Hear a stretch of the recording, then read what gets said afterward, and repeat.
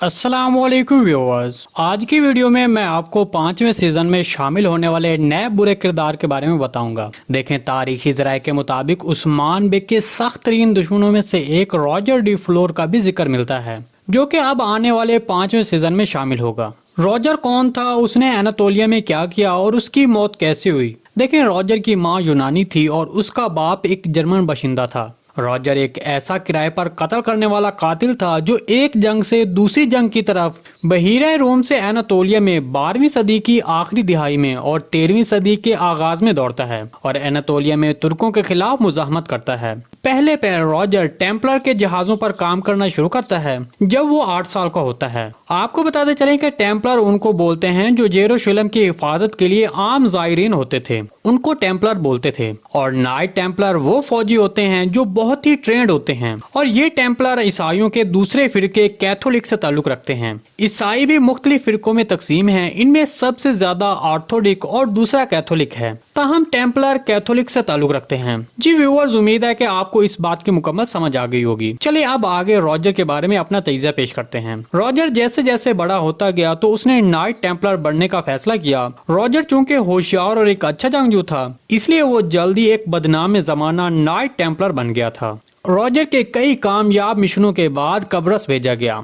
कब्रस या फिर कब्रासी ये एक छोटा सा इलाका या फिर आप इसे एक कबीला भी कह सकते हैं और ये कीनिया में है। तो जब रॉजर कब्रस में जाता है तो वहां पर एक चोरी होती है जिसका इल्जाम रॉजर पर लगा दिया जाता है, जिसके बाद पोप उसे ओहदे से बरतरफ कर देता है और फिर ये नाइट टेम्पलर नहीं रहता है। ताहम इसके बाद रॉजर अपने जैसे बहुत से किराए पर काम करने वाले कातलों को इकट्ठा करता है और बहीरा रूम और एजियन में बहरी जहाजों को लूटना शुरू कर देता है। ताहम दूसरी तरफ जब यूरोपीय खानदानों की आपस में लड़ाई खत्म होती है, तब रॉजर डी फ्लोर जो उस वक्त बेरोजगार नाइट्स टेम्पलर को अपने साथ लिए हुए होता था, उसने अपनी फौज को बढ़ाना शुरू कर दिया और वो अपनी एक किराए की कंपनी बना लेता है जिसमें ज्यादातर कातलान नाइट्स भी शामिल थे। देखें, आप कातलान को तो सीरीज में पहले भी देख चुके हैं, इसलिए आपको इनके बारे में जानने की ज्यादा जरूरत नहीं है। तो इस तरह रॉजर लोगों से पैसे लेता और उनका काम कर देता था। ताहम उसी दौर में बाज़ंतीनी शहनशाह एंथोनिकोस और उस्मान बे के दरमियान एक जबरदस्त जंग जारी थी जो कि अब सीरीज में दिखाई जा रही है। शहनशाह का सबसे अच्छा कमांडर मोजुलोन भी उस्मान बे से शिकस्त खा चुका था,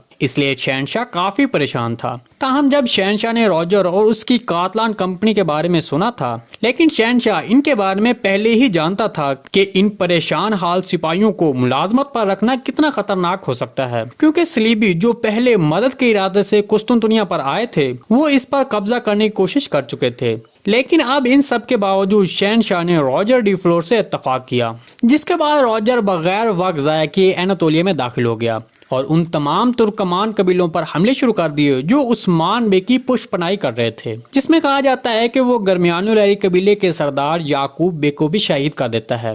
ताहम इसी वजह से रॉजर मजीद अपने आप को ताकतवर समझने लग गया और उस्मान बे के किले और बाज़ंतीनी किले जो पहले यूनानी किले थे उन पर हमले करने शुरू कर दिए और एनातोलिया में एक रियासत बनाने का इरादा बना लेता है। ताहम दूसरी तरफ शहनशाह एंथोनिकोस जब ये देखता है कि उसके किलों पर हमले हो रहे हैं और रॉजर अपनी एक रियासत कायम करने वाला है, तब शहनशाह रॉजर के लिए रात को एक इशाये का एहतमाम करता है और खाने में जहर डालकर उन सबको कत्ल कर देता है। वहां पर रॉजर के कुछ साथी भी खाने के दौरान मर जाते हैं, जिसके बाद जब रॉजर के फौजियों को पता चलता है तो वो किलों पर हमले शुरू कर देते हैं और वो सब तकसीम हो जाते हैं। दूसरी तरफ उस्मान बे इस बात का फायदा उठाता है और रॉजर के तकसीम होने वाले कातलानों को इकट्ठा करता है और फिर उनको अपने मकसद के लिए इस्तेमाल करता है। तो इस तरह शहनशाह एंथोनिकोस ने जो मंसूबा उस्मान बे को तबाह करने के लिए बनाया था वो उसके ही गले पड़ जाता है।